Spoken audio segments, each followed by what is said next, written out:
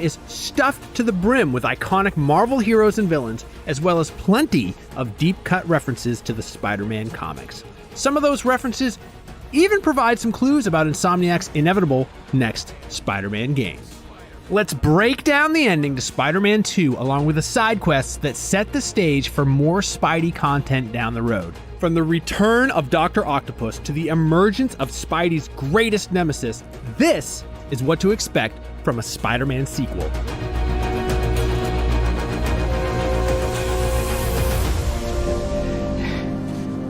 I got this. All of it.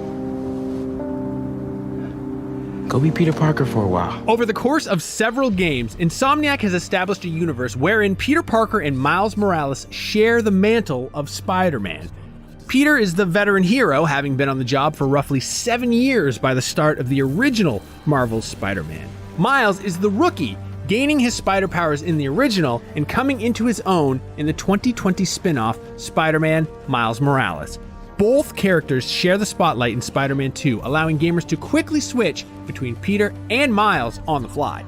However, the ending of Spider-Man 2 suggests that things may be changing in the Insomniac universe. Peter ends the game by hanging up his tights and ceding the Spider-Man mantle to Miles.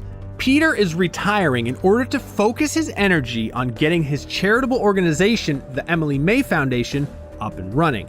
It's a big step for Peter, who's finally learning that there are ways he can help the world and live up to his great responsibility other than being a costumed vigilante. It's a big city. I can handle it. This is an equally big step for Miles, who has gone from being the younger, secondary hero to being New York's one and only Spider-Man. We assume this ending is setting the stage for a direct sequel to Spider-Man Miles Morales, with Peter's retirement providing the justification for why Miles is now the only hero in the spotlight. As for the inevitable Spider-Man 3, surely some new disaster will compel Peter to come out of retirement and suit up once again. This game provides plenty of clues as to what that disaster might involve.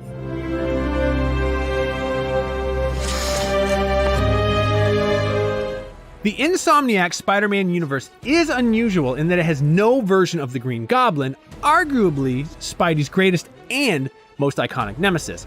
Norman Osborn has certainly played a major role in these games, but he has yet to become Green Goblin. What have you done? What have you done to him? I'm sorry.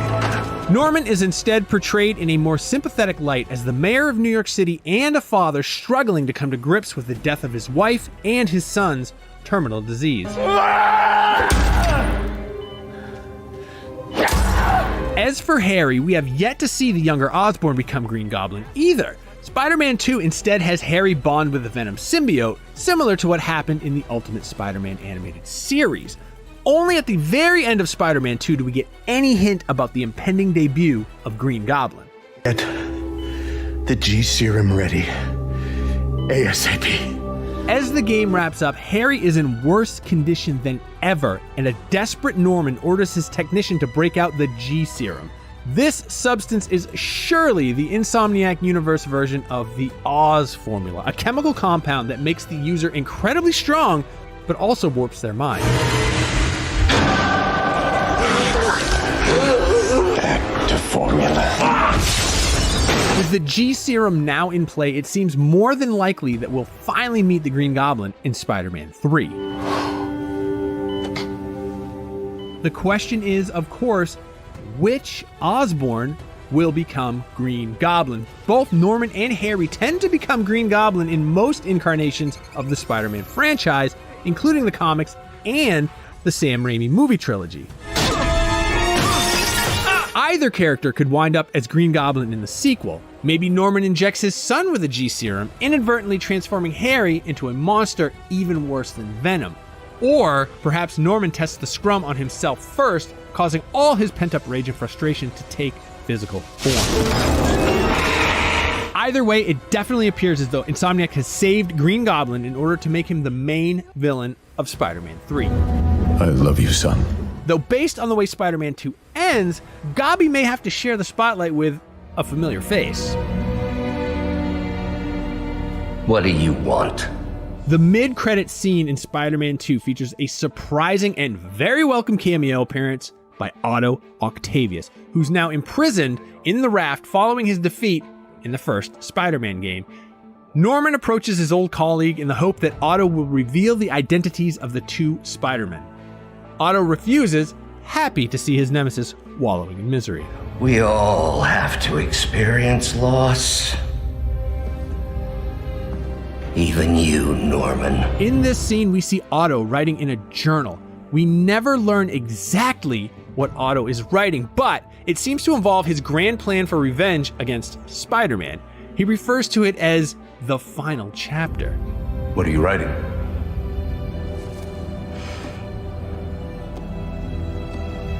The final chapter. Well, what exactly is the final chapter? Looking at the comics, there are two different Spider-Man storylines that share that title. The first is 1965's The Amazing Spider-Man number 33. That issue features one of the most iconic Spidey moments ever, as Peter is trapped beneath tons of rubble and has to summon all his strength and courage to break free.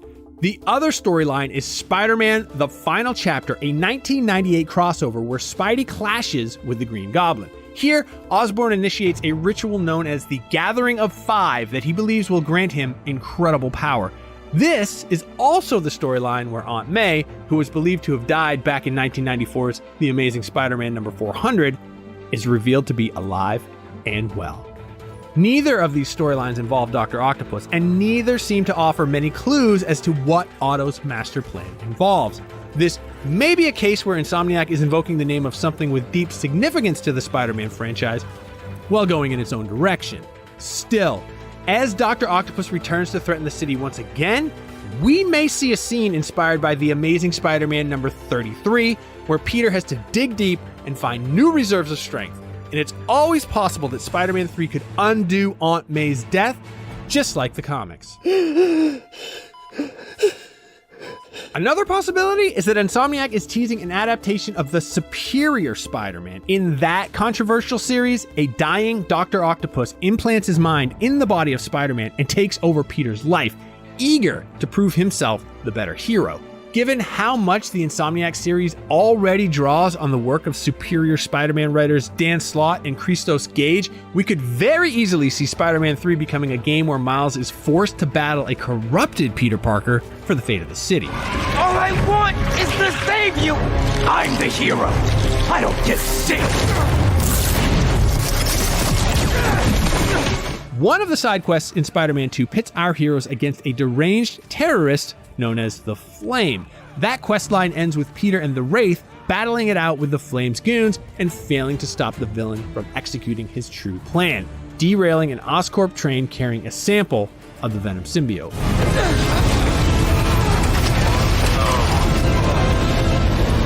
It's here that we learn the Flame's true identity and motivation.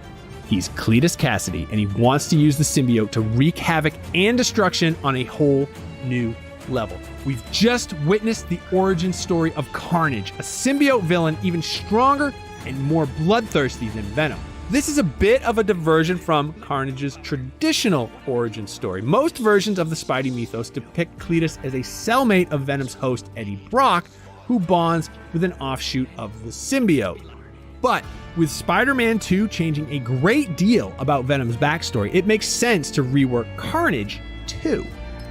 Insomniac is clearly setting up some future Spider-Man content with this reveal. We just don't know if Carnage will be the star of a DLC campaign or if he's meant to be the villain in a future Spider-Man sequel.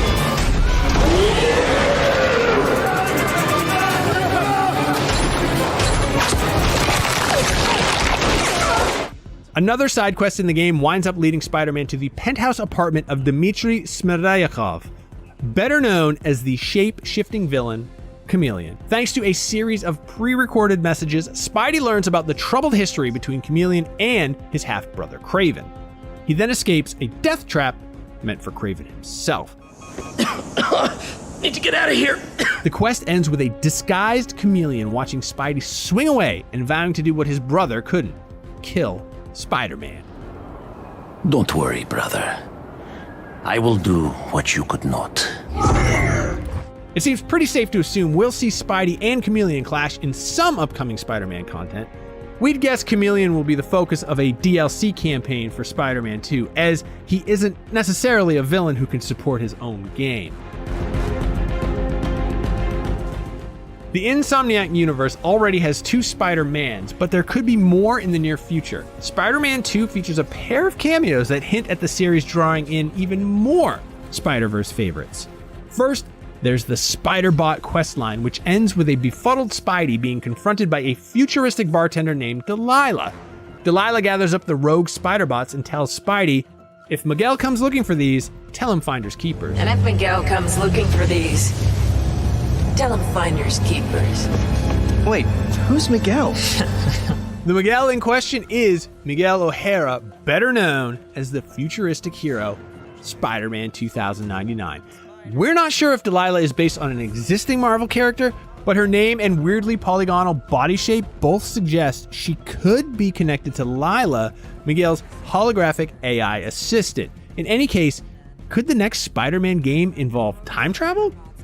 Second, the game features a post-credits scene where Miles and his mother host a dinner for Albert and his daughter. His daughter turns out to be Cindy, who in the comics becomes the heroine Silk. Oh, and this is my daughter, Cindy.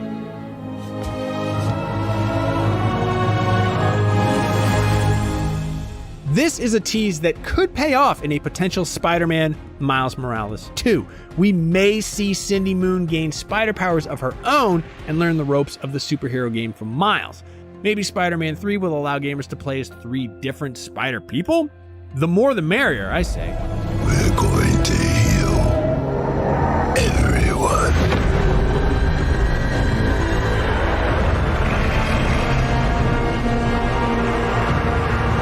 That is everything you need to know about the ending to Spider-Man 2. What are you most excited for in the next game? Let us know in the comments. And for all things Spider-Man, make sure you like and subscribe to IGN wherever you watch.